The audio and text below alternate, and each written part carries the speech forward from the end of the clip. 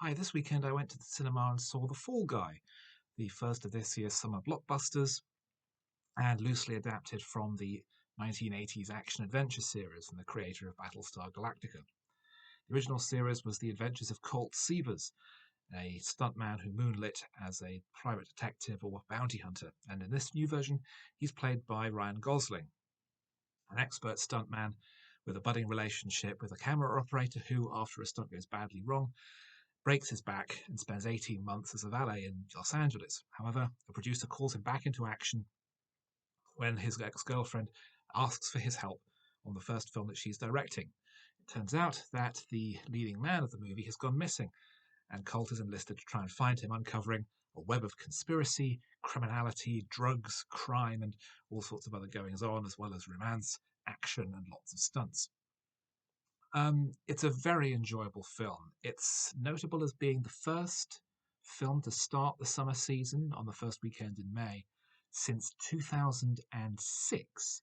It hasn't been based on a Marvel Comics movie. The last one was Mission Impossible 3. And it's a real breath of fresh air. What's surprising is that it still cost $150 million because it's had quite a weak opening at the box office. It's I think very much intended as a broad appeal picture. There's lots of action, there's lots of comedy, there's a very strong romantic storyline, which is it doesn't feel bolted on. It's directly relevant to the whole movie. We have an excellent cast. Ryan Gosling is, of course, one of the big stars at the moment now, and he's terrific. Emily Blunt works extremely well as his on-screen partner.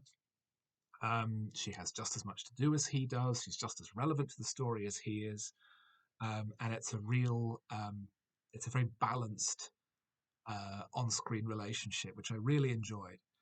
Um, it's a very entertaining film. The stunt work is spectacular. It's also, I think, fairly unashamed in being relatively superficial. It's not about anything, but again, it's a blockbuster. That's not really a requirement, but it did mean that the film felt very light. It is very enjoyable. I think that's something that can't be overstated. It has a strong story. It's written by Drew Pearce, who is, I think, a Marvel veteran.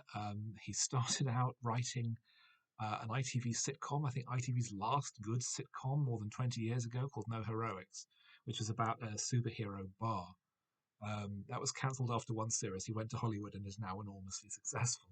Well done, ITV. Um, David Leitch directs, one of the founding directors of the John Wick series, gone on for a bunch of other movies since then. It's all absolutely top notch credits across the board. It's a very enjoyable film.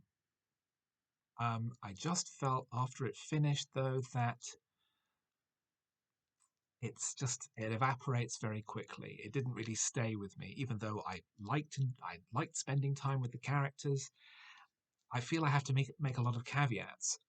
Another issue, I think, is that in attempting to market itself to both typically male and female audiences with the amount of action, comedy, and romance, it may have fallen between two stools and not really caught on with audiences the way they'd hoped. It suggested, in fact, that the reason it's underperformed in its opening weekend is that audiences have been conditioned now not to bother going to the cinema unless it's something that requires a cinema screening, something huge and epic, or something that they're very familiar with, a big IP that they are used to seeing in the cinema. And as a result, something like The Fall Guy, based on a forgotten TV show, isn't really cutting it, which is a great shame. The audience I saw it with on Saturday afternoon in a multiplex cinema was very empty, although that's a time of day when it's usually very quiet, which is why I go then. Um, but it's an enjoyable film. It's if you want a light, breezy, fun, entertaining blockbuster movie with action and comedy and romance that it will please the audience, will keep you fully entertained for 2 hours, is a hymn to the talent and the daring of stunt performers. This is perfect. It would be nice if there was a bit more to it, if there was a bit more artistry to it, rather than being more of a craft showcase. But that's okay because that's not what the movie is trying to be. I enjoyed it a great deal. It's a great movie.